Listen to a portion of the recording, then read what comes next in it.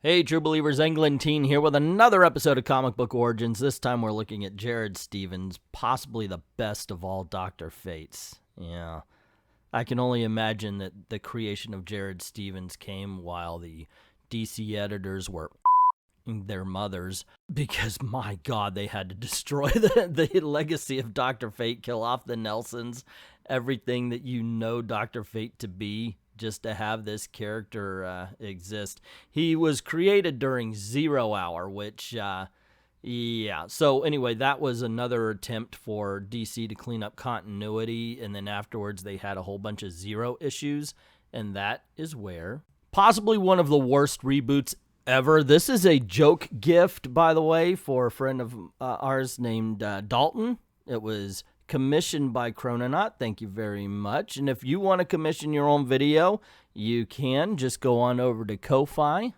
You'll see a little button that says commission. You can pick Bad Comic Beatdown, which this really should be. Really that bad, which this could be that too. We also have, of course, Comic Book Origins. Comic Books Were Better, which is a top 10 list where we just count down reasons why comic books in the past were better than modern comics. And you know what? We'll do modern lists as well. Comic Book Origins for minority characters, really that good. A lot of things. I appreciate everybody who's already done that. And with all that aside, let's get this party started. Okay, as always, we start off with a cover, and it's a poster cover, but it's not an active one. I mean, look at him. He's just standing there. You barely read the word fate on the cover, and he's got a whole bunch of monsters coming to him, but he's really more interested in whatever person is taking his picture instead of the threat that surrounds him. It's a loser of a cover. And we do get an old-fashioned splash page, which I do appreciate. It's called Twisted Fate, and it's written by John Francis Moore and drawn by Anthony Williams. If this isn't hell, it's damn close. The ground below me burns with fever, and the air, thick, acrid, makes every breath an exercise in pain. None of this slows the endless parade of demons, an obscene chorus singing of a new world ripe for their corruption. My world. And though I try desperately to stop them, I am powerless against their infernal tide. So we join Jared Stevens and his friends as they're basically talking about what they do for a living. I hate to tell you, Plax, but we aren't exactly involved in spiritual pursuits, said Jared. You and Teal run cocaine. I run art and antiquity. Fuck a donkey.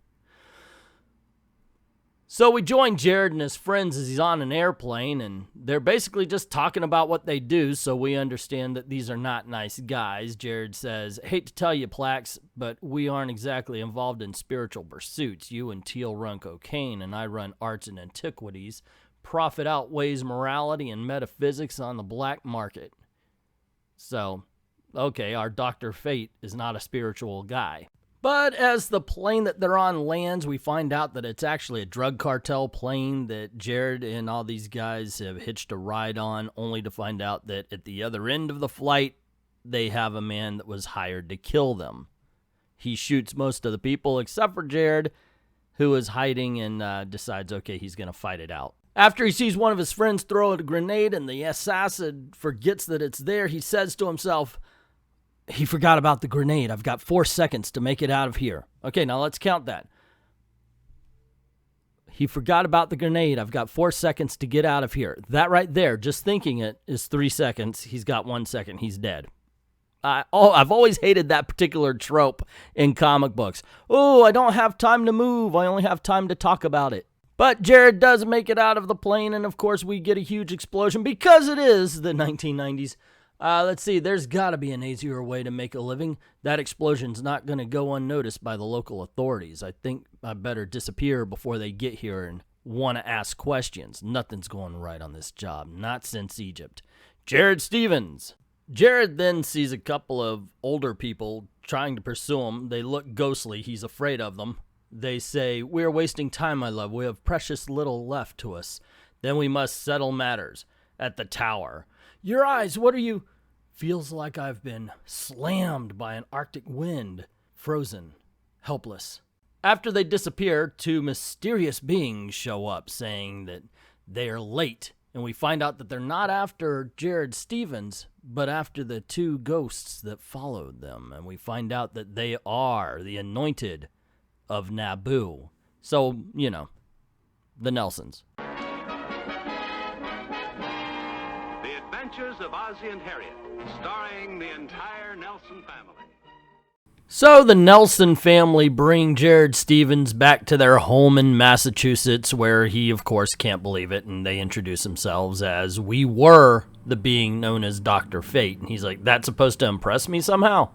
And so Nelson gives him the little origin of Dr. Fate, telling him how they were looking for the helmet of Naboo and the amulet of Anubis, and how that was what was supposed to create the trilogy, or the trinity that created Dr. Fate. And they had to stop him after he stole everything before he got to someone known as the Kingdom. But Jared Stevens, being the distrusting criminal that he is, as he watches them play out their little ritual, says, oh, they must have drugged me to believe all this stuff that they're talking about, and they didn't check my boot. He pulls out a knife and cuts the cords that are binding him, and they're like, oh, forgive him because he's ignorant, blah, blah, blah. And in all honesty, seriously, this is the guy we're going to be giving the helmet and amulet to, huh? Alrighty, let's see what happens next, gang. So as Harriet tells Ozzie about how Jared Stevens can't even conceive of the threat that the Kingdom's hordes pose, the Kingdom's hordes decide to pose a threat.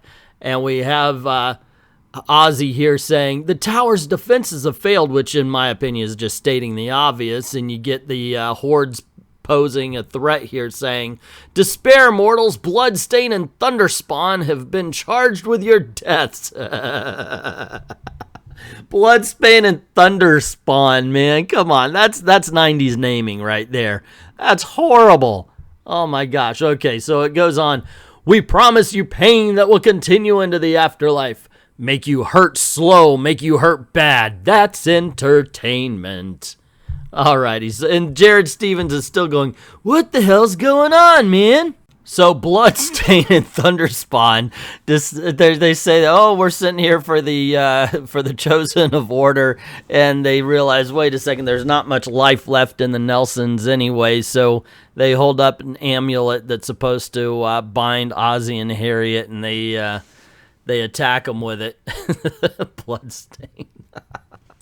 And as Ozzie and Harriet realize that they're not going to be winning this battle, they figure, well, we got to pass fate on to somebody. We can't let Bloodstain and Thunderspawn, of all people, get the powers of Naboo. So they decide, well, he's a douchebag, but let's go with Jared Stevens here. He's our only choice. That's when the Nelsons cause some sort of bright white light saying, Jared Stevens, your life's going to be hard from here on in. And he's like, well, the last couple of days weren't a big cakewalk. And that's when, I think it's Thunderspawn, right, says to Bloodstain, hey, we got everything. Kingdom's going to reward us. And he's like, screw that. I wanted blood. And they turn to Jared Stevens, who's like, oh, crap. So Thunderspawn attacks Jared Stevens saying, hey, no challenge, but Bloodstain is like, Thunderspawn, no, you'll destroy the amulet, Kingdom will flay us all. And that's when Jared's thinking, I feel the amulet shatter in my hand is pulped in Thunderspawn's grip. Before I can register the pain and scream, a wave of light and heat explode from my hand, building toward critical mass with a blinding, fearsome intensity. Hey, look, I understand. I've been around the block for a while as a comic book collector and a comic book reader, obviously, but I understand flowery prose. Stan Lee is the master of it, as a matter of fact. But reread exactly what is said here and tell me this is the character of Jared Stevens that they've built up to this point. Before I can register the pain and scream, a wave of light and heat explodes from my hand, building towards critical mass with a blinding, fearsome intensity.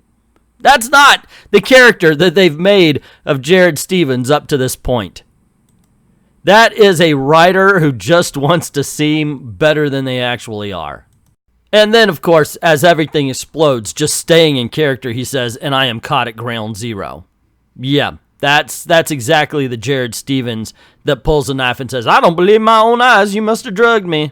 After the explosion, we see Jared as he's struggling, must still be alive. Couldn't feel this much pain if I were dead. Bastard monster crushed my head. Oh my god, this place is like my dream, only worse.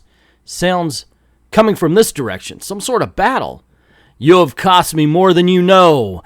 It will take years, perhaps decades, to undo the damage. I'll have your heart in compensation. And Jared continues to watch the battle. You've no hope of winning here. In the Dreadlands, I am at the heart of my power. Power incarnate. You are nothing but a stray cow that has wandered from its herd. Die! The dialogue's so bad here. I mean, just that line. In the Dreadlands, I am at the heart of my power. Not the height of my power, power incarnate, but the heart. And then the die! So Jared says, someone tell me I'm hallucinating. Kingdom, I've taken everything you've given and I'm still alive. Maybe you could stop Dr. Fate. But the doctor is out.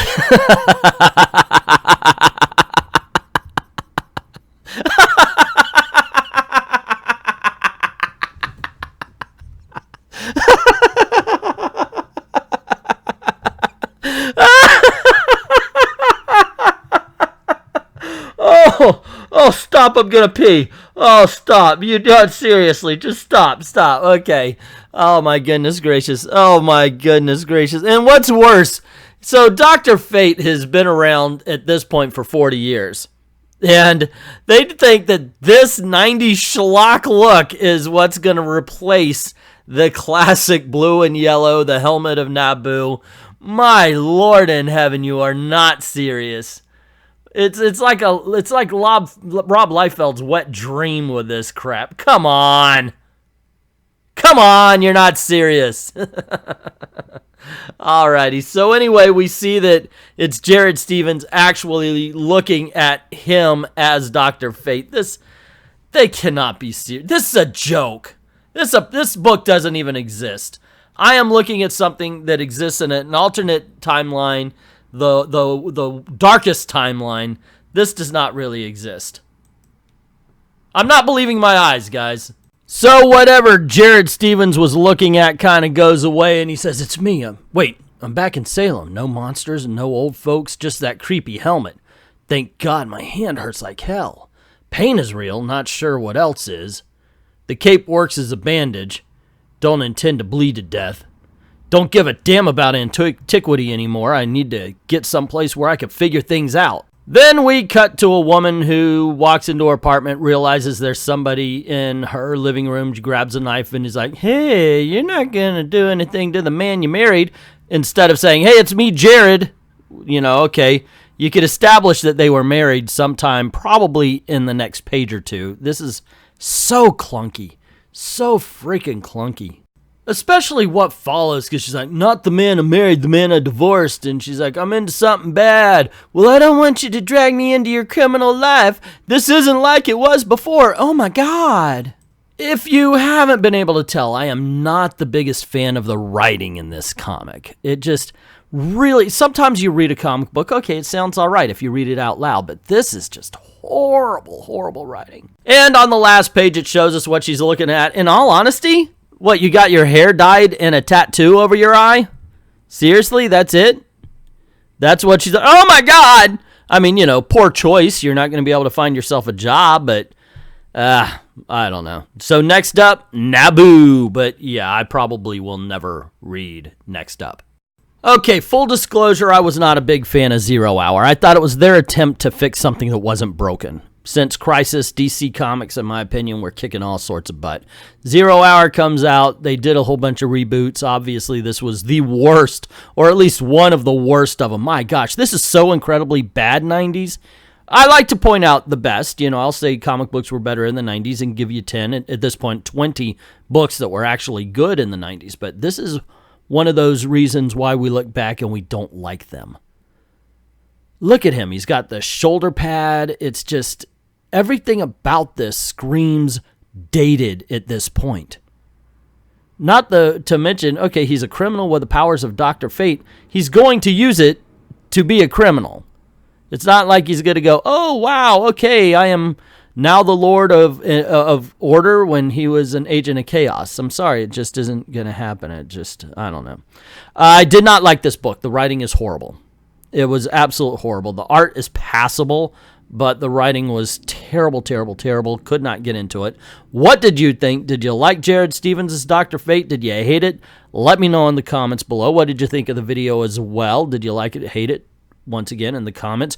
Don't forget to click like and share and subscribe. Sharing is very important because YouTube doesn't do that for my videos anymore. As a matter of fact, the last video I posted, they wouldn't even let me share the video. So by all means, please do that to help out the channel there. Don't forget to subscribe and hit that notification bell. Whenever YouTube does play fair, all they really care about is the notification. And if you do like this video and you want to commission one for yourself, by all means, go on over to Ko-Fi. The link is in the description below. Pick whatever category, whatever story, whatever character, whatever team, whatever object you want to know the first appearance of. There you go. I will do it. And there's much more categories than comic book origins. I'd like to thank everybody who's already done that. And to everyone, all of the true believers, thank you very, very much for watching.